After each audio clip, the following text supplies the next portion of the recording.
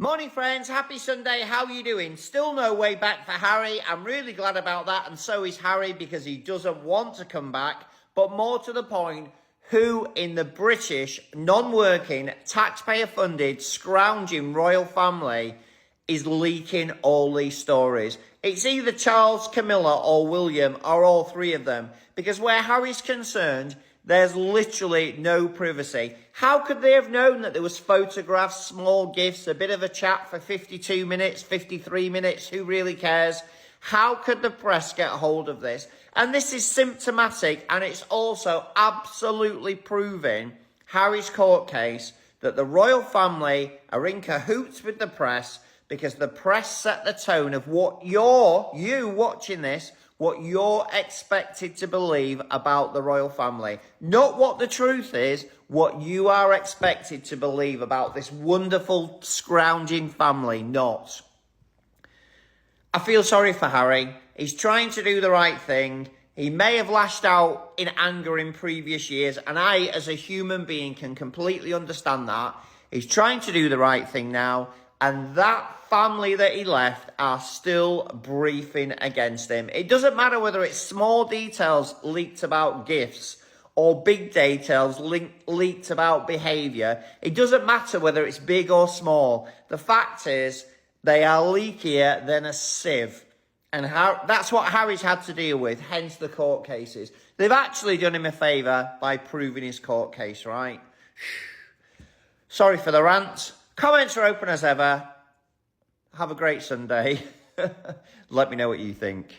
Today, we're diving deep into something that's become almost predictable at this point. The British monarchy's spectacular talent for proving Harry and Meghan right. Week after week, month after month, the palace and their media mouthpieces hand the Sussexes validation on an absolutely golden platter. And honestly, it would be entertaining if it weren't so transparently malicious. So let's get into it.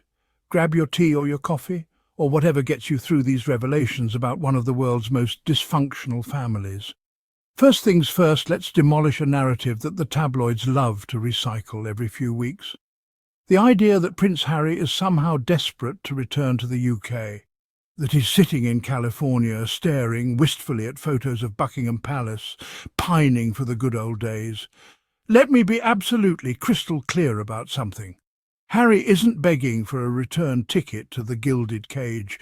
He's not secretly hoping for reconciliation while the palace holds all the cards.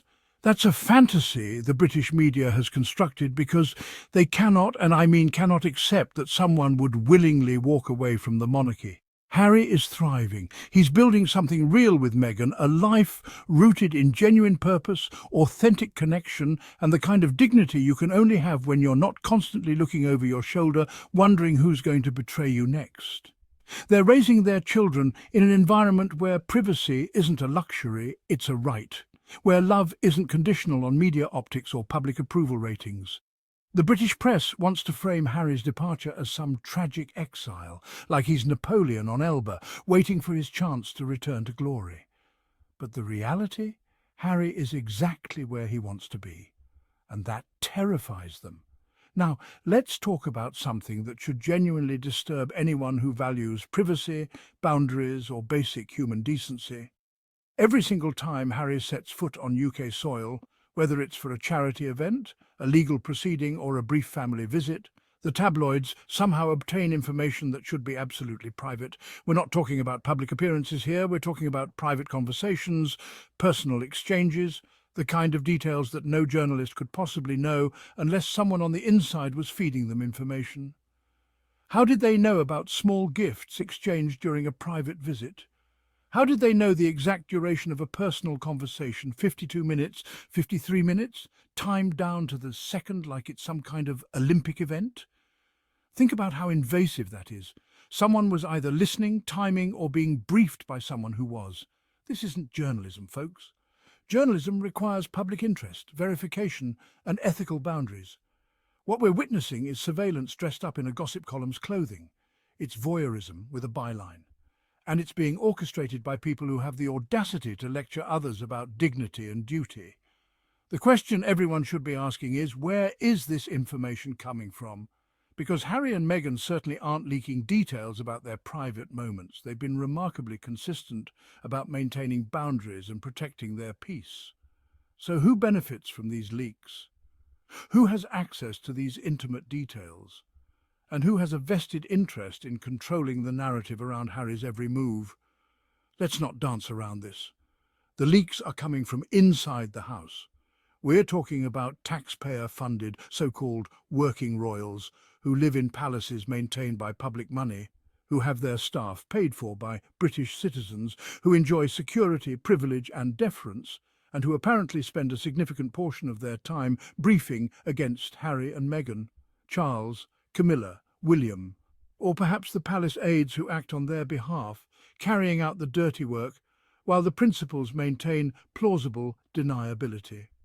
At this point, it doesn't really matter which specific individual is picking up the phone to call their favourite tabloid reporter. What matters is the pattern, and the pattern is undeniable. It's so consistent, so reliable, that you could practically set your watch by it. Harry does anything, and within hours, palace sources are spinning it, leaking details or planting stories that frame him in the worst possible light. These are the same people who stood on balconies representing unity, who preached about service and duty, who claimed to be above the fray of petty politics. And yet behind closed doors they're running a smear campaign that would make a political operative blush. The hypocrisy is staggering. But what's even more staggering is that they keep doing it, apparently convinced that no one will notice or that no one will care.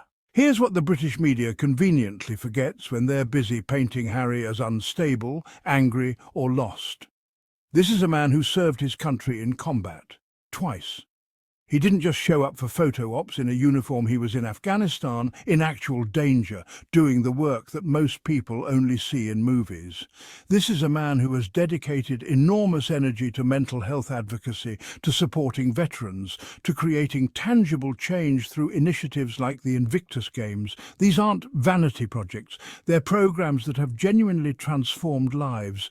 Yes, Harry has been angry. Yes, he's lashed out when he's been hurt. And you know what? That makes him human.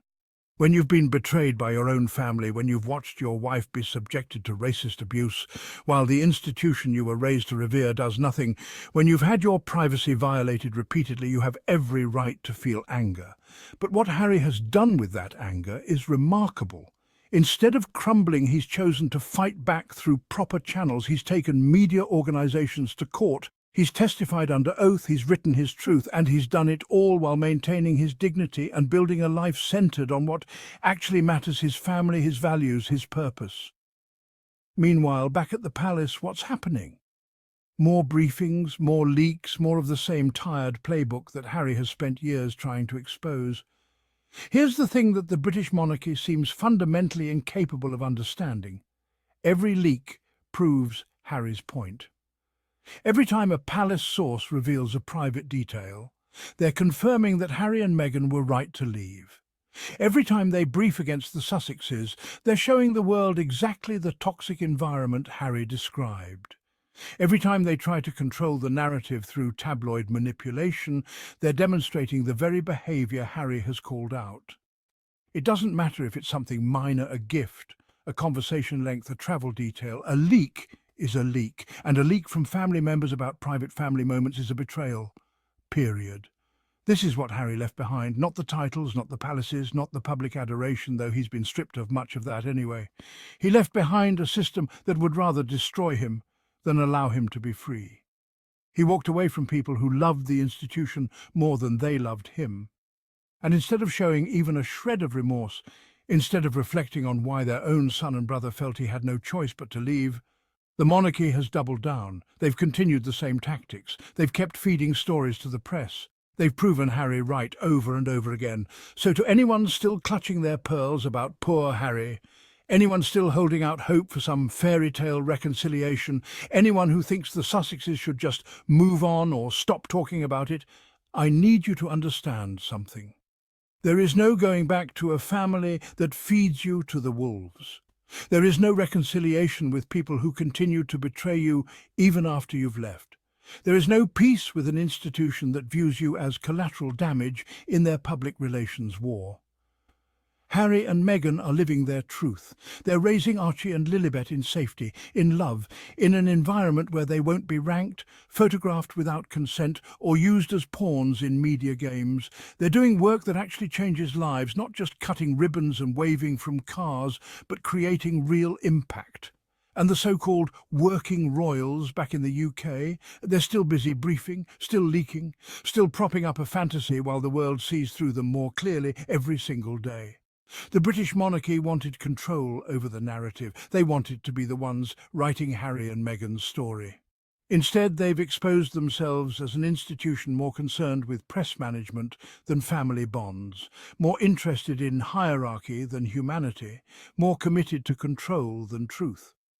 And that, dear friends, is why Harry and Meghan are winning this war. Not with palace intrigue, not with counter-briefings, not by playing the same game by the same rules. They're winning with actions, with dignity and with receipts documented, verifiable receipts. The palace keeps handing them evidence and history is taking notes. We'll be back soon to continue peeling back the curtain on the institution that considers itself untouchable while celebrating the couple who had the courage to walk away. Until next time, stay informed, stay critical, and remember the truth always finds its way out.